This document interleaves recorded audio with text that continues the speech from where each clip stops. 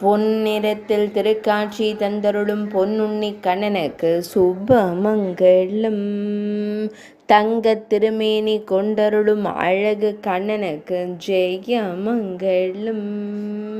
திருமடியினில் பொன் வேங்குழல் வைத்து அதன் மீது தனது இடது திருக்கரத்தினை பதித்து வைத்தமர்ந்தருளும் அழகு தெய்வத்திற்கு ஜெயமங்களம். தூக்கிய திருவடியுடன் திருக்காட்சி தந்தருள்வதற்கு சுபமங்களம்.